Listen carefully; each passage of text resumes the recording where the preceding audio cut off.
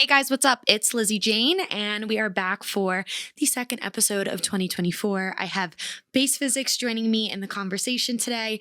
It was absolutely lovely to speak to RJ, as he is a Denver native artist. He started his project here and has elevated to extremely high highs, played Red Rocks multiple times, sold out the Bluebird last year, and now he has just released his debut LP, Lost in Space. Such an accomplishment and such a milestone in an artist's career when they get to release their first EP or their first album. The album in itself is just dope all around. It's a journey to listen to. It keeps you interested. If you haven't checked it out, please take the time to listen. There's some really special and innovative records on there. We talk about the creative process, his journey as a whole, an individual, and the Bass Physics project itself.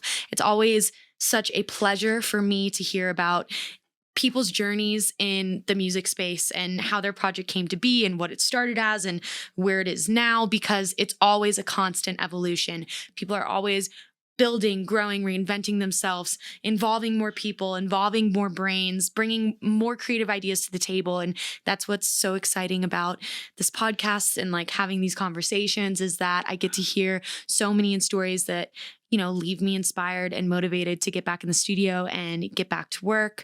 So let's just hop into the conversation. If you guys are loving what you're hearing and fuck with these conversations and podcasts, please remember to subscribe on YouTube, follow us on Spotify podcasts or Apple podcasts. And, you know, we're on Instagram, we're on TikTok. I'm all over too. Follow at This Is Lizzy Jane. Follow at the Lizzy Jane podcast. We post all the time, little clips, little snippets, and just a bunch of fun stuff in between. Let's dive into it. My name is Lizzy Jane, and you are tuning into the Lizzy Jane podcast with special guest Bass Physics.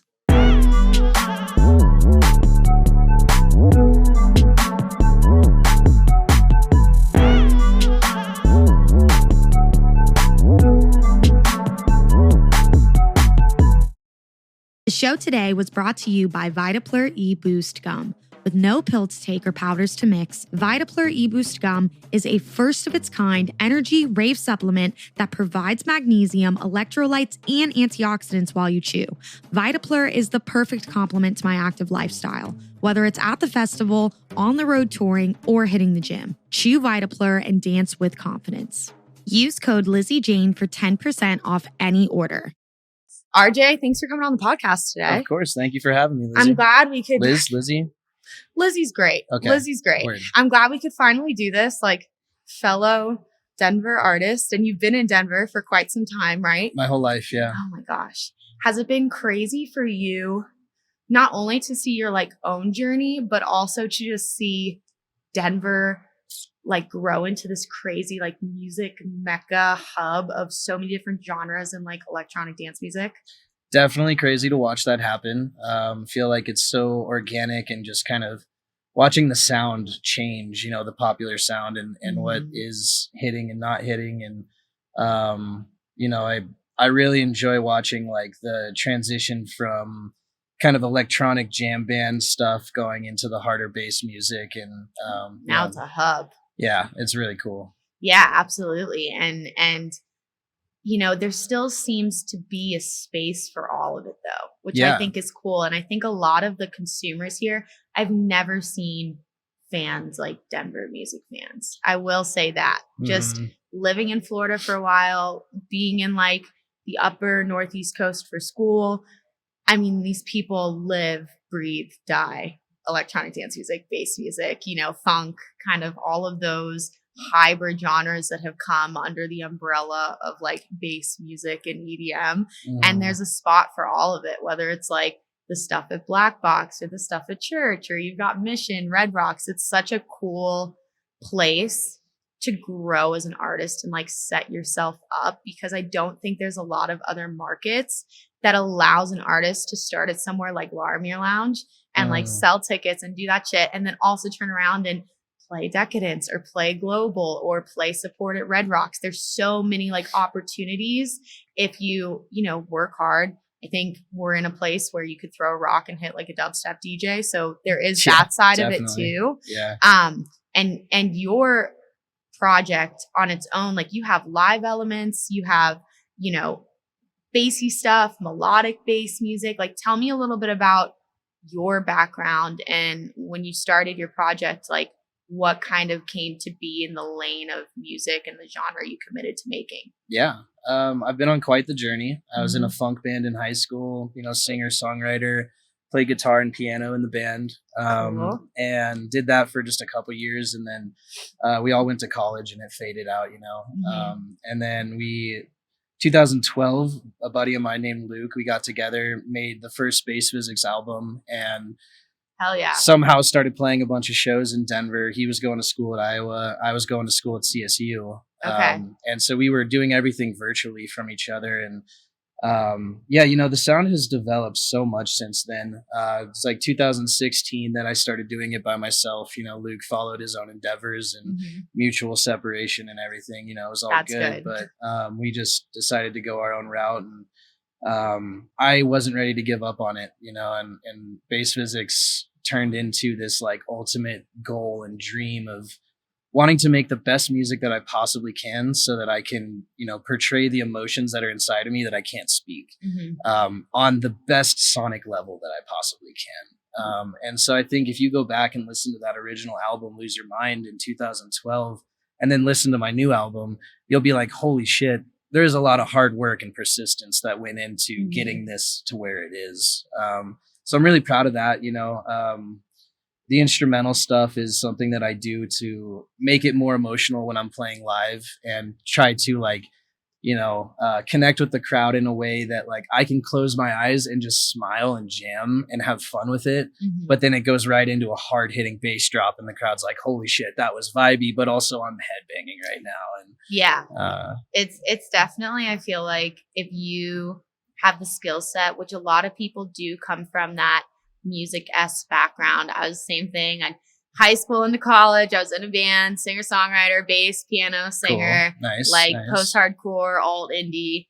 And from there, everybody went their separate ways. It was just kind of a thing where you had a lot of people in a lot of different places in their lives, and to pursue music full time is a risky commitment. But if you have the privilege to be able to do that, and like I always say, everybody's handed a different deck of cards, each and every single person you meet in this industry. But a lot of times, if you want it bad enough, you'll make it happen, whether it's working the side jobs, the freelance jobs, the full-time job, and then pursuing music at night. It's definitely a scary commitment, but it's a very worthwhile commitment. And I think you just grow and learn so much. And we have such a skill set as artists in all of these different kind of baskets that we see people who are outside of music have as like full-time careers and make hella money doing. Right. Like I always say, if we weren't doing what we're doing in music, we could do it somewhere else and make like $1 million, make a shit ton of money. And, the marketing, the branding, audio engineering, Foley sound, musicianship, theory, like singer songwriting, like stuff that you can apply to so many, I would say, careers that are full-time like gigs now, but you pour it all into this one thing that you're like very passionate about. And to be able to communicate that to other people and like have that platform is a really dope privilege if you can make it happen. And of course, not everyone can make it happen. It's not always in the cards for everyone, but it takes, now more than ever, almost getting to that, decade mark. It takes a long time to know. Decade and a half. Yep. Yeah. To know what you want, it's the whole thing. to know what you want to do, to hone your craft, because it's like you can experiment. And I think as an artist, you always keep learning, and experimentation is part of the funness of it that brings you back to when you learned about automation for the first time, or when you learned about serum or post-processing, and you're like, those light bulbs go off. But then when you're making the same thing for so many years, sometimes it can feel like not as exciting, and like not as fun. But in the world we're in, where we can always keep learning and always keep experimenting, it's kind of like, then once you know how to do a bunch of different things, what are you going to choose to be really good at and put like your unique kind of like twist on it? And coming from you being here for so long, I mean, the Millenniums of the world. I mean, so many artists have come out of here. And I know, you know, you kind of run around with that crew and you've seen so much growth, not only from him, but so many of his colleagues as well. And it's just the festival scene, like everything that really built alongside some of these massive A-list acts coming out of here. Are those people that you kind of like looked up to? Like, was it like you doing your own thing? Like, was it you saw, you know, these guys starting to make stuff happen and you got involved? Like, how did, I guess, like the Bass Physics project, once you all separated with your past partner, like come to be like in the Denver space now to where, you know, you could throw a show and like people know you, you know? Just tenacity and persistence, I guess, you know, I don't, and a little bit of luck. You know, I just want to back up to what you were saying about, you know, needing, you know, supplemental income. You know, a lot of these artists are not just doing music by themselves, and I'm definitely one of them. You know, I founded a commercial cleaning company for new home builders in 2019. Nice. And I did that for 6 years through college, and that's always funded my music project. You know, I don't think that there's ever been a year that I've cleared a profit on Bass Physics, and it's always been a constant investment. And I'm very fortunate to have had that opportunity to do that through college and then start my own company and pick up a couple clients. And now most of my contractors are musicians. And I come from having a bad manager and then starting my company off the pride of treating people right. And I get off on, you know, paying one of my contractors enough to where they're making a livable salary working 2 days a week. And then they're working on their passion project for the rest of the week. And it's the exact same thing that I did through college. So not only am I funding my dream and my passion, but I'm also, you know, enjoying the satisfaction of watching other people be able to do that through creating those opportunities. And, you know, the only reason I wanted to back up to this is just because, like, I think that should be normalized within the industry. And it's not. It's not, you know, and I think every single artist has to grind and work their ass off to make this happen. And that's a lot of the times like paying to get somewhere to play a show that you're making not enough to pay your expenses on. And at the same time, you're trying to make ends meet to, you know, make your rent and shit. That's not possible through just music. And so I think the credibility needs to go to a lot of these people that are doing their side gigs and hustling their butts off, you know. But you know, that comes at its price. You know, it took me years to build up that company to a point where I'm now able to, you know, have a manager, have people running the company for me, and then focus full time on music. And those years might have been better spent on music. I don't know, but I'm definitely living more comfortable today because I did that. I mean, props to you. I definitely, I have a few thoughts on just that whole thing. I mean, it's awesome that you've been able to build up something. Now it's on like pilot control. You kind of put in the work, put in the years, and now you're coasting. And I will say from the many different tiers of artists I've met, there's so few of them. Maybe I could count on two hands the amount of artists I've met that only do music. Right. You know, they only tour and they're only in the studio making music.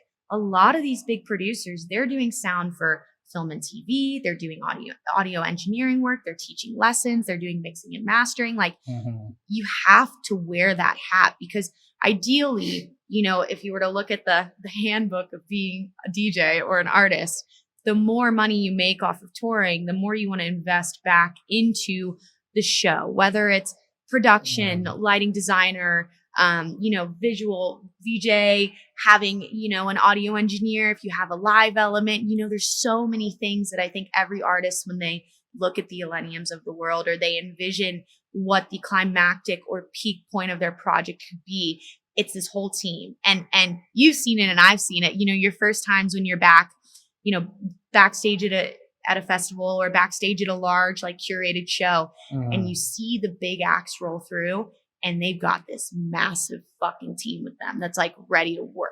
And it's just such a cool thing because it's kind of what you've done, you know, with the entrepreneurship of your other company where it's very cool to not only have a boss that's in music, because I think there is this other side with people who have the part-time jobs or have the full-time jobs that maybe are remote or maybe they're still working a 9 to 5, the bosses don't get it. The managers don't get it. I've been in that position. You find very few individuals, and I've been lucky enough to find some along my way that get it and they respect it. And they're like, as long as you show up, you're not late, you work hard, you put your best foot forward, you're not thinking about your other shit, as long as when you're here, you know, you're good to go, and we'll work with your schedule and we'll do it. And it took me a long time to find that, where beforehand, especially in the hospitality industry, they're like, yeah, no, this ain't gonna work. Like your time off, your weekends, you know, because you're really working that job to fuel your passion, or you wouldn't be working that job. You'd be doing something that is more of maybe a career footprint or something like that. You have a very unique path that you've paved for yourself, which again, it did come with sacrifice. You know, I think about that all the time. I used to do a full-fledged marketing job, and I was up like 5:30 to like 2 in the afternoon, 4 to 5 times a week. And I'd be going to bed at 1, because you know how our sleep schedules are. Like, I'm a night owl. I'm used to traveling, but you have to get your sleep here and there. Right. And it was like burnout. It was, you're not creating, you're not happy with your creations. You're mentally not focused. You're physically not in the right mindset. Absolutely. And it was like this snowball effect. So it's like, but I was financially secure. And I think financial stability is also one of the biggest stressors that a creative can run into, because when you don't know how you're paying your bills, your mortgage, or your cell phone bill, or whatever, that's even before what comes as things you have to invest in as an artist, whether it's a mix and mastering engineer, or it's press photos, or you're doing something creative for an EP. That shit is like, will tear you from the inside out. Like, I don't know how I'm not making this. And especially as you're like playing a show, maybe you don't have an agent yet, you know, people are wishy-washy on the money you're getting paid. It's going to take you a month to get paid out. Like, I still go through that all the time. If you don't have that other end of like a financial income, it can be stressful. Well, I think your point about, you know, not feeling as creative when you're in that kind of struggle, I think it's so different when you're doing music for fun and not for music. You're doing it because you want to make the world a better place. You're doing it because you just want somebody to hear your music, or like you're doing it out of the passion of your heart. Yeah. Not because you want money from it. Yeah. Totally different mindset, you know? And like, there are a lot of manufactured superstars, a lot of people that started with money and are big because of that. The pop world. Yeah. Half of these pop guys you see. Yeah. And so it's, you know, I'm honestly proud of the, you know, kind of ground up, organic way that we've done bass physics. And, you know, it's just been never give up. Yeah. Like, that's the ultimate goal, and be grateful for what I have done and what I've accomplished so far. And like, I don't think I ever wake up thinking like, oh, I wish I had more. I wake up thinking like, damn, last weekend was sick. Yeah. Like, that's what's going through my head, you know? It's so much of a mentality too. Like, it really is. Cause I've been on both sides of that. Like, I get really high highs from shows, and then my mind, I've never been diagnosed with ADHD or any fucking thing like that, but I do feel like my mind is a squirrel, because it's always like a million different things that I have to get done. Like, hey, you're working on these projects. You have this remix, you have this deadline, but also are the shows moving, and also is this stuff moving? And then I have like my job and my Patreon and my other things. And it's sometimes easy for me personally to get lost in understanding how far you've come, you know, having that like very appreciative mindset that I always have for like anyone that supports me, anyone that comes on the podcast, anyone that's on my project, but also saying, I want more, I want more, I want more. And it's kind of that the grass is always greener on the other side mentality, when it's not always that way. Yeah. And there's definitely been, you know, learning curves where ideally you take this opportunity that comes and you think it's going to be this big grand old thing, and it's not. And that's so much of, I think, what this industry is. And that just goes back to, again, staying true to your art, like understanding that everyone's on a very specific, different journey. Like, the world of comparison will so tear you down more than most any other thing. And like, you being here in Denver, coming up alongside so many of these artists, you know, you seem like a mentally fortitude, strong guy. But have there Thank been you. times where, you know, you've been like, why the fuck isn't this happening? Oh, of You know, course. like I think everyone goes through that, but how have you kind of personally overcome some of those moments in your journey? Good question. You know, I think in those moments when you're like at your darkest and you're feeling depressed, you're feeling like this isn't worth it to continue going. Well, I'll tell this story. When I was in college, me and my old member Luke were, you know, arguing. The project wasn't going where we wanted it to go. We'd kind of had this, you know, whatever. Yep. And that day I decided in class I was going to quit. I wasn't going to continue doing base physics. I was going to call the team and say, hey guys, this isn't working. We're not going to continue this. I show up to my house, and on the table of my just living room, I was living with some buddies. A letter had been delivered to my house that was the same house number but the wrong street, and it was to Jamie Smith. Now, the name Jamie Smith is a good friend of mine that passed away in high school in a motorcycle accident, and he was one of the first like traumatic things that caused me to be like, I am going to play Red Rocks for you. I am going to, you know, continue chasing my life and live it to the fullest because you cannot continue with it, you know?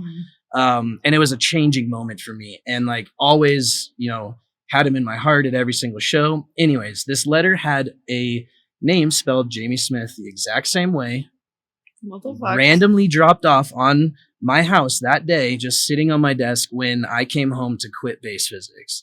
I didn't have to open it. I didn't have to do anything else. I knew that was Jamie telling me to not give up. Dude. So like sometimes in those moments, like it's not you that decides to keep going. You know, it's an angel or it's somebody that says like, here's a sign you're meant to do this. Don't give up. You know, you can make this world a better place, and you're meant to do it. Yeah. And yeah, That's wild. it was really Yo. crazy. And that envelope That's comes with me on crazy. stage everywhere. Yeah. It's in a little book with a good friend of mine, Barry Fay. He wrote the book, and I bring it on stage every single time I play. Another cool fact is the Post-it stamp on that envelope was a butterfly, and so that's why the butterfly symbolism within base physics that represents Jamie. Damn, dude. Yeah, Very heartfelt. That's wild. Yeah. I do feel like though there have been many times and many people who I've spoken with when they feel just at their worst and they're at their very lowest point of like, I think everyone has gone through this. Everyone from, I'm sure, the John Summits of the world to you and I to people who are, you know, 2 to 3 years into this. Does this make sense? Is this going to happen? Do I continue putting all of this money, time, effort towards this, you know, wonderful community, towards this passion, towards this project? And then usually something really dope happens. It's just that thing. And it's like, okay, like that little, you know, whether it's again, phone call, a letter, an offer, a label, a Catalyst. remix. Yeah. There's something. And it's very crazy how the universe works in ways like that, because I've heard some pretty crazy stories in addition to yours of like, whoa, like this is weird, you know? Right. And it's always very like, it's like a humbling moment that like you do realize like so many people could aspire to be in the place that like you and I are in right now, you know, and everyone has that different mentality, that different perspective where you just have to keep going, because what you said when we sat down, you know, the only way that you're going to give this up and it's going to go away is if you throw in the towel. That's the only deciding factor. Like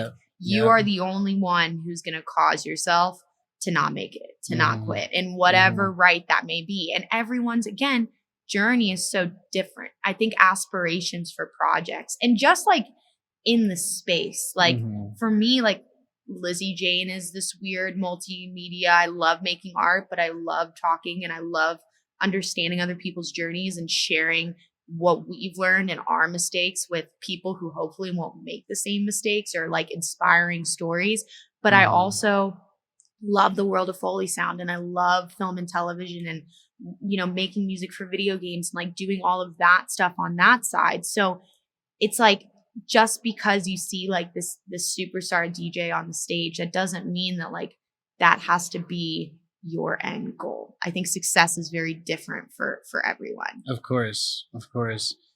Yeah, I've been asked before, like, what are you gonna do when you're successful? And I'm like, I'm already successful. Like, I'm already, I've played Red Rocks. Like, I've done these things that, like, the busker that's on the bus in Mexico that's playing, his guitar and getting pesos for what he's doing. Like, he would be jaw on the floor if he had some kind of opportunity, like some of the smallest gigs that I've played. Yeah. So, like, I always have that perspective in mind of, I'm on the small scale of electronic music, but I am like the 0.0001% of musicians in the world that have ever done what I've done. Yeah.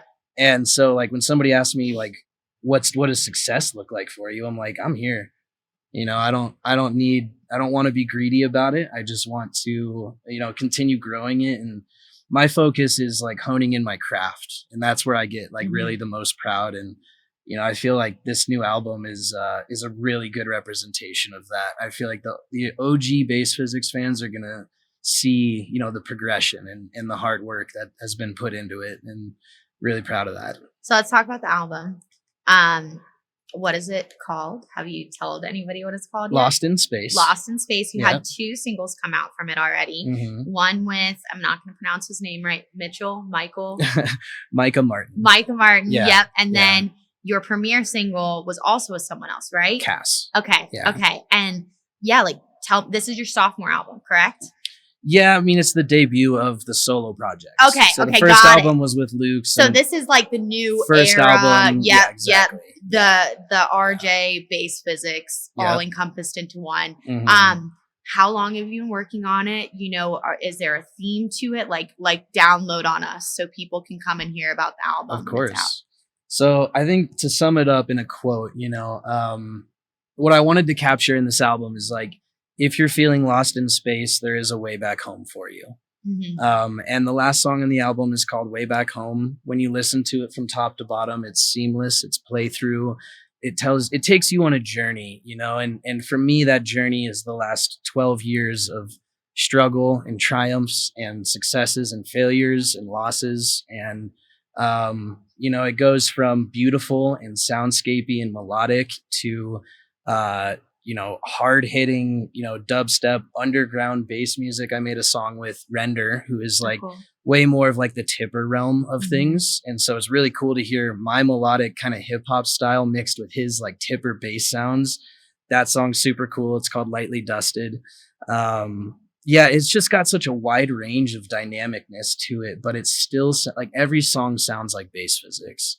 And I think that's a good way to summarize, where the music has like it's always had like different styles with each release, but you can tell that it's Bass Physics.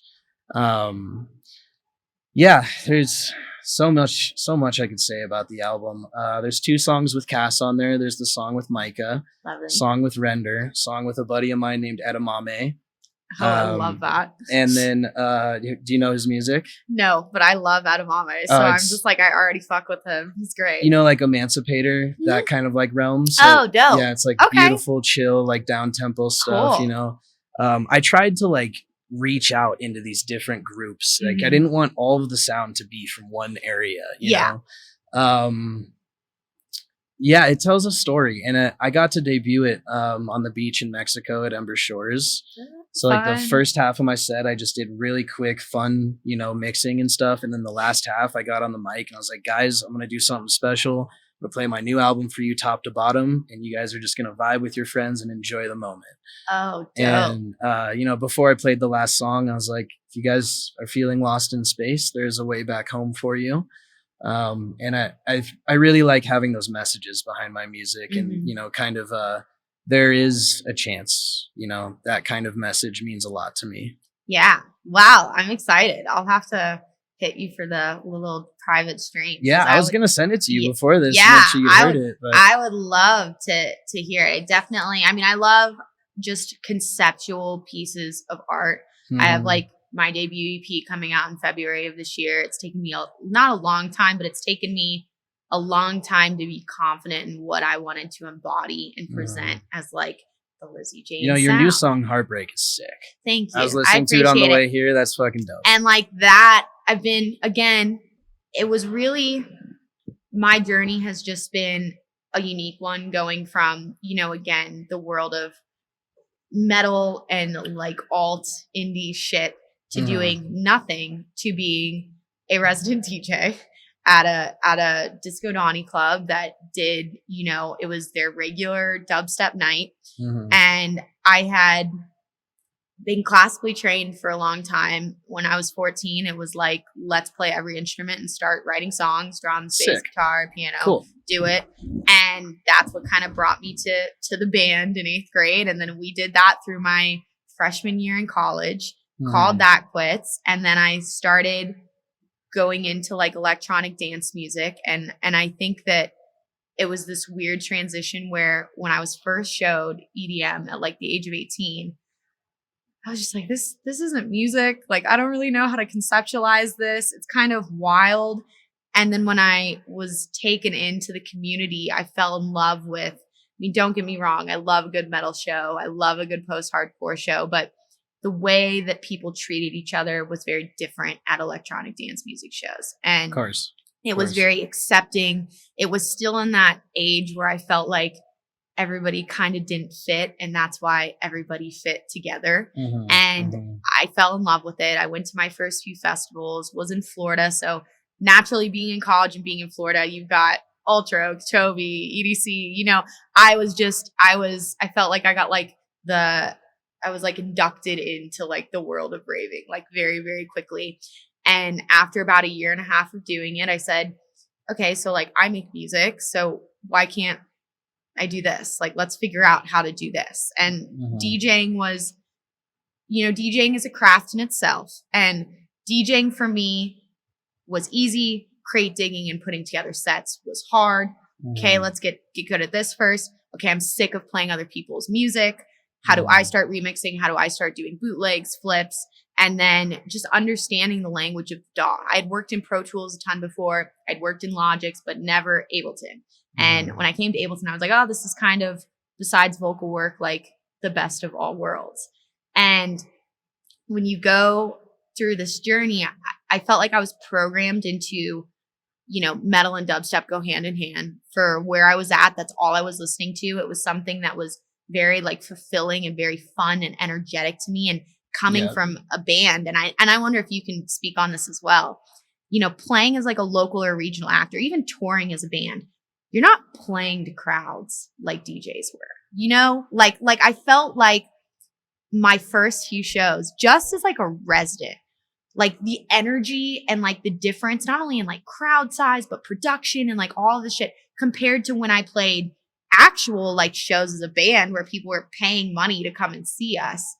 It was just two different worlds. And I don't know if that's because, you know, bands are more of not necessarily a performative art form, but people watch more than like closing their eyes and like losing themselves in the music. That's what I was going to say. Yeah, but the energy was just like wild.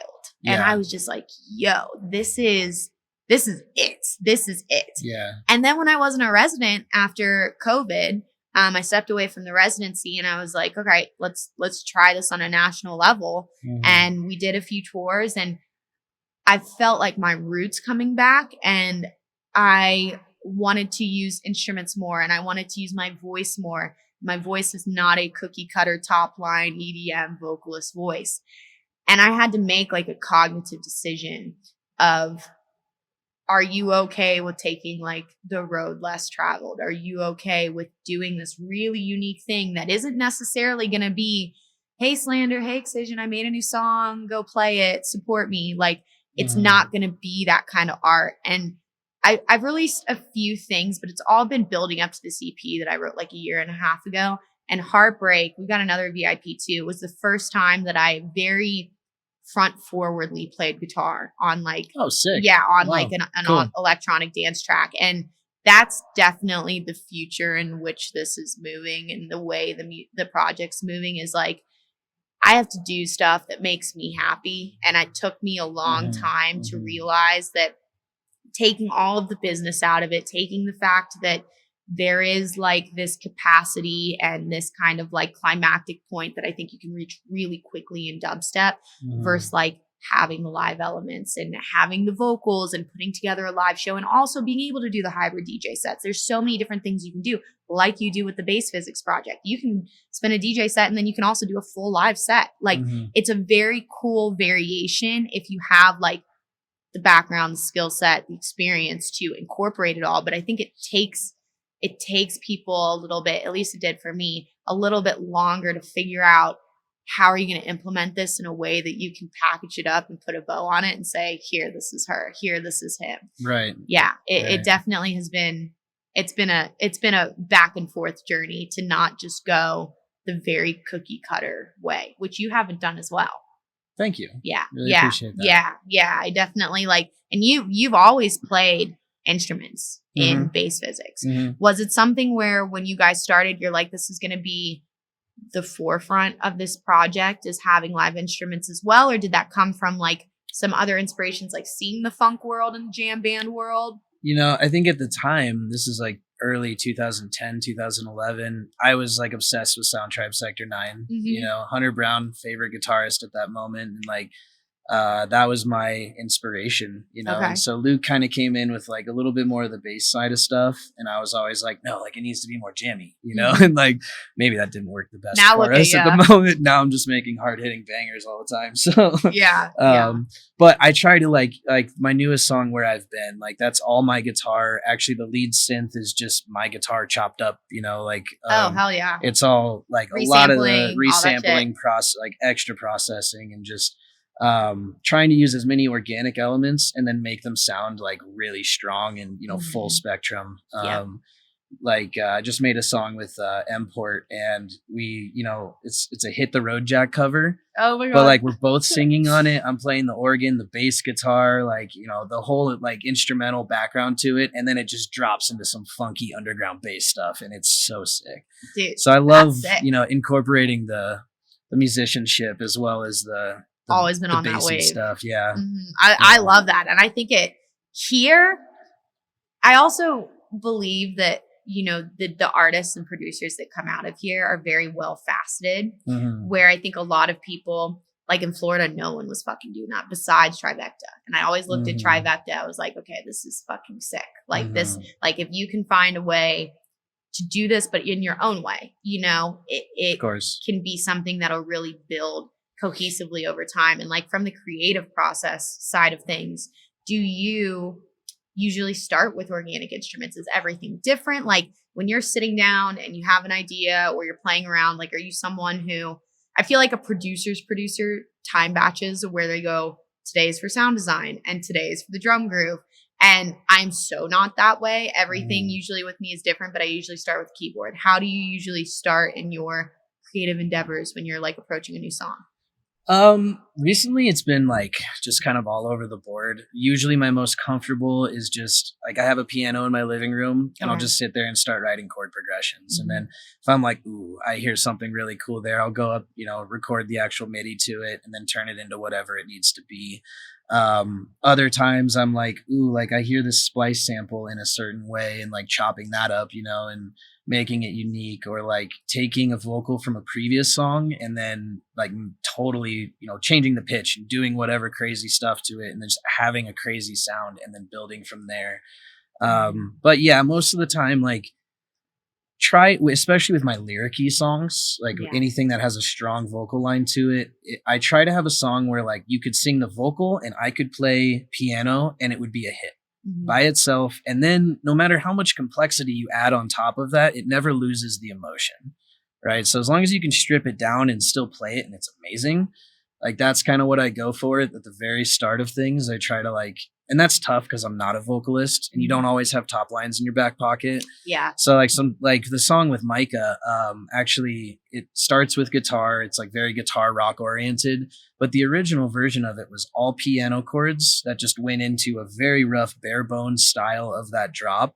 It held the emotion of what was going on, but it was nothing near. I should do like a before and after video of it actually. But when I sent that to Micah, I was like surprised that he was so into it, because it was like, you know, I'd only spent like 30 minutes on the beat itself. And he's like, dude, this is amazing. Like I have so many ideas. I'm like, really? Yeah, you're like, cool. oh, You know, okay. and then as you know, he sent me the first version, and then I was like, no, this would be way better rock style. So like totally different, you know, same chords, but like different rhythm and groove to it, and then turned it all into guitar and just like transformed the song. That's sick. So, You should do it before and after. Yeah, I think that's really a cool thing for the EP. We have 2 like stripped down studio versions of the songs. Same deal.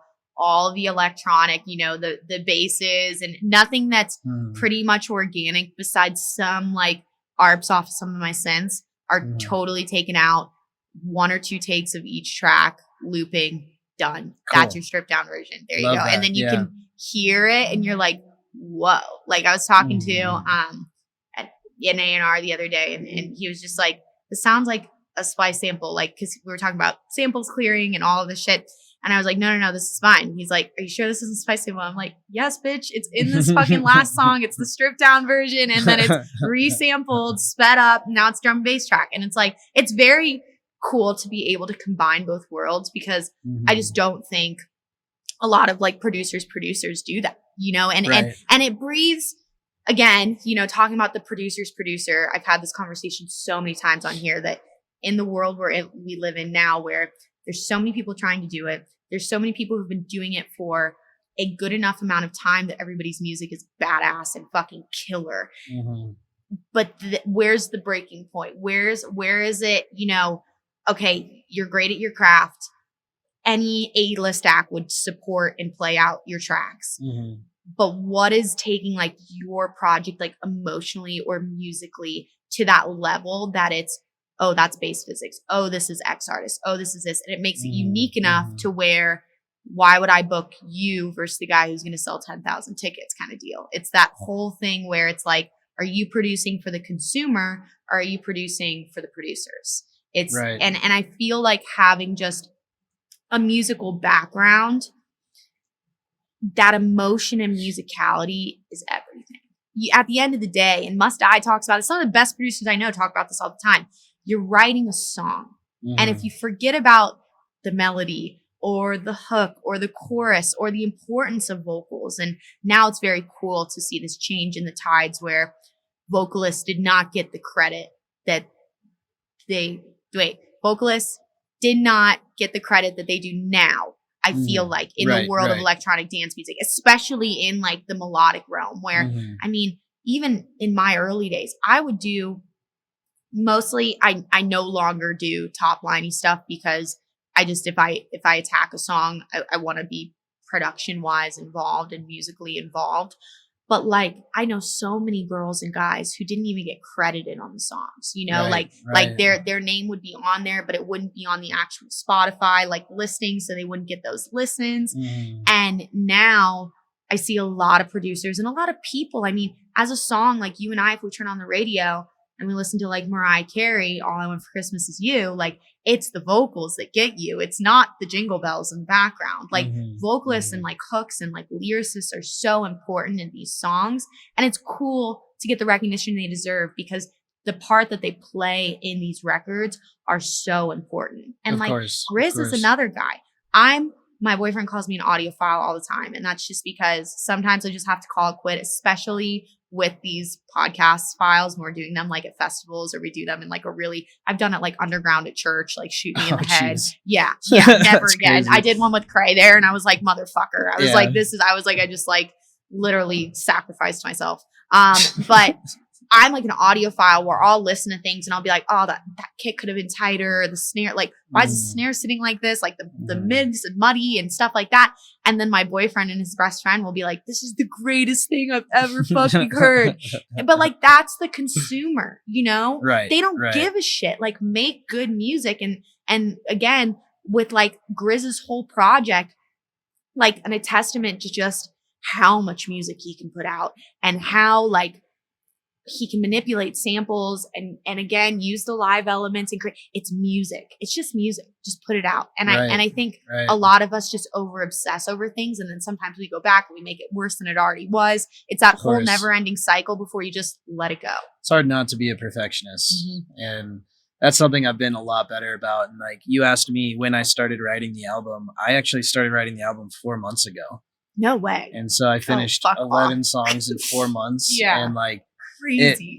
I'm telling you, my speed before that was like a song every 2-3 months. Yeah. Right. So, it's just kind of hit me in a wave. And like, I realized, I didn't have to be so precise with everything. I didn't have to be like, just like try it, throw paint on the wall and see what happens. Mhm. And as I did that more and more and like started, I was spending 16 hours a day producing during this album. It was just nonstop working on it. And you're like inspired though. I was inspired as Mhm. fuck. Yeah. Like I had the flame inside of me to do that. Cause sometimes when you do that, you just get burnt out so fast. But Yes. I was like, no, like this is the time to write this and I'm going to do it right now. Yeah. But like that being said, I just started throwing stuff and seeing what stuck and like not worrying about the way, like that song with Micah, maybe a year ago, I would have never showed that to the light of day until I worked on it more. But I was like, screw it. I'll send it to this team of an incredible vocalist who's way bigger than my project and see what happens. And then it turned into this beautiful thing because I was less worried about the perfectionism about it or whatever. And it was just like, this is a vibe. Let's see if they agree with it.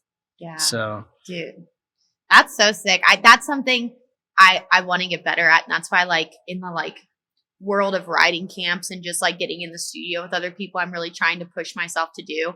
Because I am a perfectionist. Like I won't even show my management certain things. He'll be like, is this done? And I'm like, oh yeah, like I already sent it off. Like it's like I won't even show him certain things. Same thing with my boyfriend. Like I'll sing at Red Rocks before I'll sing in front of my boyfriend sometimes. And I'm like messing around in the studio. That's wild. It's a weird thing. That's kind of It's weird. I know. And I'm like getting better at it, but like it's like getting out of that comfort zone because I'm used to going like hermit mode.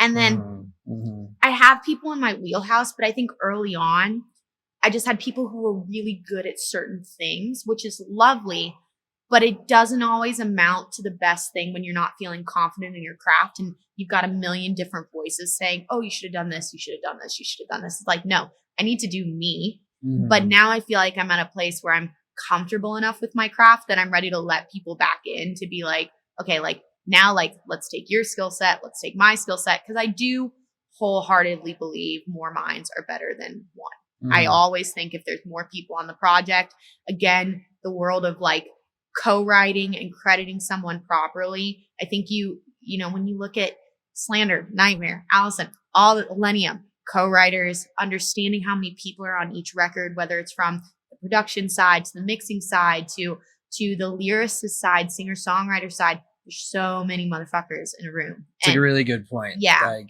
you can't do everything yourself. No. You know, like think about Jimi Hendrix. Like he was a guitarist. Yeah. Like he didn't even do his own guitar text probably. Like he just went up there and shredded. Yeah. He had one job and he did it really fucking well. He did it so well. Yeah. And like, today we're like you said earlier, we're like multimedia specialists. We're, like social media specialists. We're stage hands. We're, all of these different elements. And like, why do you need to do every single thing in the studio?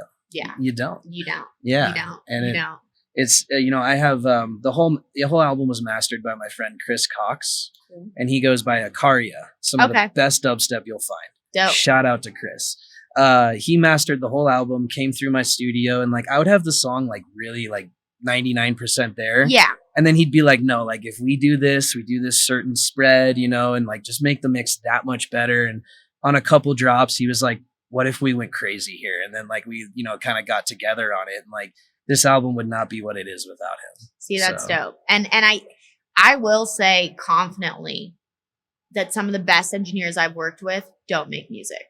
They just vocal processing, vocal engineering, or mixing. I'm a mixing engineer and I couldn't tell you what a seventh to a ninth to a third chord or a major or minor could ever be. And they have this ear for it, and you're correct. And it's kind of like, it's great to be able to do something and to be able to say, hey, I did everything. And I think as an artist too, you have to be knowledgeable enough. I mean, that goes even to the conversation of, how many colleagues have you seen kind of taken advantage by the business side of the industry by not knowing what a manager should be doing, or not knowing what an agent should be doing, or not understanding that you had a great song and you just gave up 100% of it forever kind of deal. Like you should know how to do everything, but then also, again, this goes back to having the finances and having another source of income, whether that comes from music or not, to be able to invest in something that's going to make the final product so much better, which usually involves an engineer, a this, a that, whatever.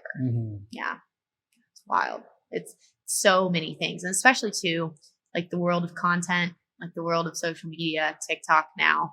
Has that been kind of like a learning curve for you? Like, have you changed anything, I guess, on your lane of like the way that you promote your shit? Just because it's changed so much in the last, I would say, even 5 years. I'm a stubborn old man. Yeah. You know, yeah. I'm like not a huge fan of the whole TikTok, like, look at me mentality.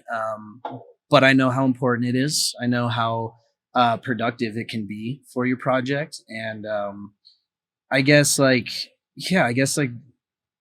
just creating as much as possible and like not being afraid to show my face has been like the biggest help for me. And also I find like you want to build a community around your project. Like you want people to like, not like people can love your music. That's cool. But like if they feel like they want to be part of the community that is your music and they want to bring other people into that, that's when you start seeing this like growth and this like mindset of like, oh, like bass physics is the cool thing to do right now, you know? And like that's not really what I'm aiming for, but what I'd like to see is like like I tweeted it the other day, like my goal is to have a fan base that's known for being the nicest and most generous in the industry. And I see that grow with every single show. Yeah. So yeah, it's cool to watch that, you know, change and develop over time. The community is like everything. You look at like, again, Grizz, Pretty Lights, you know, all of these guys that have L-Stream, massive communities. It's in the community where, because again, we're in this kind of guinea pig phase where it's, can the virality turn into ticket sales, turn into long-term fans off of little to no establishment? Very, very little time put in, maybe 2 to 3 to 4 years, 2 to 3 years, and take off, you hit 1 million, you hit whatever, get picked up by the agency, thrown into every opportunity possible.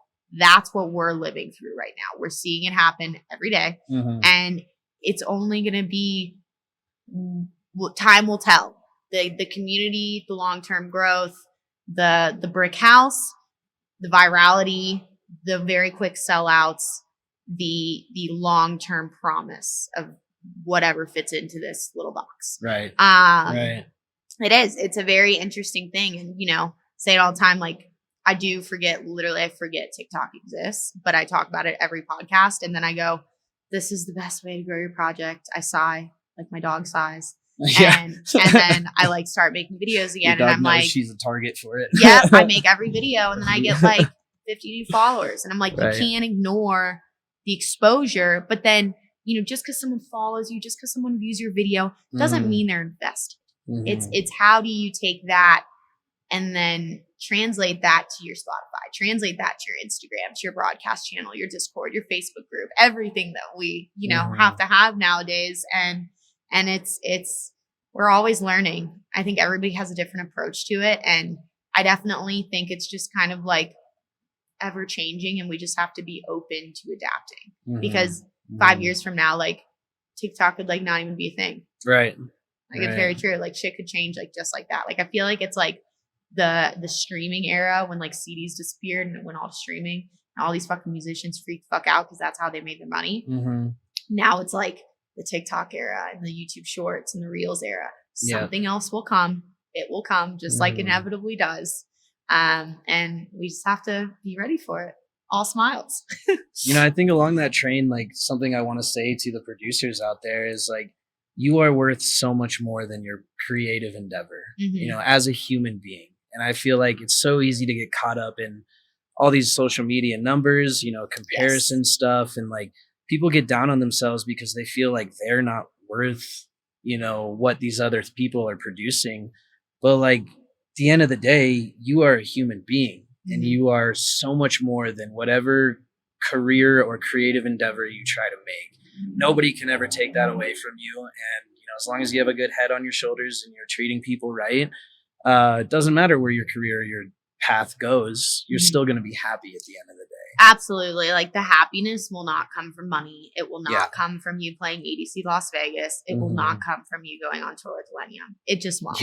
And Exactly. it'll be cool moments and things that will be building blocks. But again, something I learned very early on, no release, no record, predominantly in the electronic dance music space. Other genres, I say debatably a record could make your career. There's very few artists that we've seen that are like, Charlie, do it to it, a craze. You know what I'm saying? Like something that it's like this one hit wonder that propels your whole entire career. We see that very, very, very rarely. Lost in And space. yeah. There we go. It's going to happen. It's going to happen. But like, you know, the remix, the release, like, yes, could it go platinum? Could it get you millions of plays? Could it get you a publishing deal? Could it get you a tour? 100%. But is that going to make your career forever? No, it's not.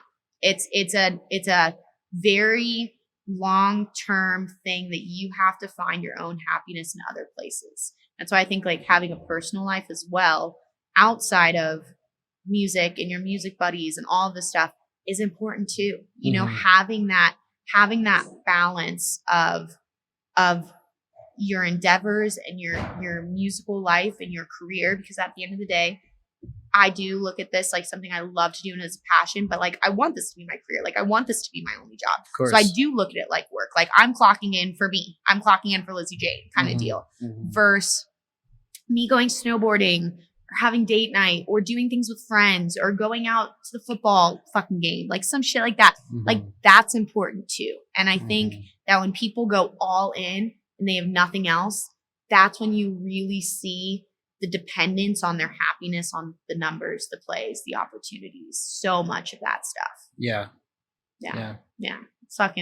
It's trip. What we do is trip, but we're very lucky to be able to do it. Extremely blessed. Extremely, extremely lucky. And like anybody who supports us too, it's just, it's a very humbling thing because again, there's tons of people who could kill to be in the same position like us. Like we could kill to be somewhere else. Like it goes like that forever. And you just have to be appreciative for where you're at now and enjoy the process and enjoy the journey and be open to opportunities that you don't necessarily like see as fitting because they can always lead you down this like tunnel that could lead to something else that like goes into your project. Well, these aren't my words. I don't know who said it, but life is like a gym. You could look right, see somebody you wish you were. You could look left, somebody's wishing they were you. You know, and the industry is no different at all, no matter what level you're at. 100%. So it's more about counting your blessings, being grateful for what you do have, and continuing to try and make it bigger. You know. Yes. Little steps, little brick steps, and it comes over time. And just being nice to everyone, trying not to burn bridges unless they're total assholes and you don't care. So you got both ends of it. It happens. Yeah. So okay, we've got the new album coming. This is definitely coming out after this. You have some shows that you're playing. Yeah, doing Decadence this New Year's. Tell me some things that you're excited for in the future, like right now. The album. Yep. I mean, that's like the biggest thing. It's such an accomplishment. Like, just uploaded it to distribution the other week, and like I was like filming it upload. Like I'm so excited for it. But also have Decadence on the 30th, and that'll be massive. I'll be the smallest artist on there. Dude, and, massive. You know, shout out to Ha and Lance for helping me out with that one. But you know, really excited to be there that'll be the 4th year I've done Decadence. Dude. So kind of crazy. It's a killer festival. I mean, it's like pretty much all Red Rocks headliners. I know. I know. Like that's literally what it is. I know. Yeah. It's wild. It's wild. But definitely wild. It's definitely, you know, as Florida, me being in Florida, you would look at Decadence and go, wow, holy shit. Like that's wild. And now being here and like, you know, knowing people like yourself, knowing people who have been like in this region for a while to understand everything that Decadence is, it's a very special thing to have here. Yep. Yeah. Absolutely. So exciting. And I mean, God, the album's going to be great. Excited for Decadence. I'll be countdown the same day you're playing Decadence, but I may be at Decadence on the 31st. So I'm going to try and check it out because I've never been before. So last year I wasn't in town either. So I'm going to try this year. I'm coming back from LA at like 5 a.m. We're going to hit the mountain on New Year's Eve. And I'm going to try and go to Decadence. Cool. And then I'll die on the 1st. It'll be great. Yeah. Well, I'll be there getting wild for Skrilla. Yeah, we love it. Oh, yeah, let's party. Oh, absolutely. Well, thank you so much, RJ, for coming on the podcast. This was lovely to talk to you and excited for the album. Well, thank you. I appreciate you. Absolutely. All right. Cool. Bye, guys. Bye. See ya.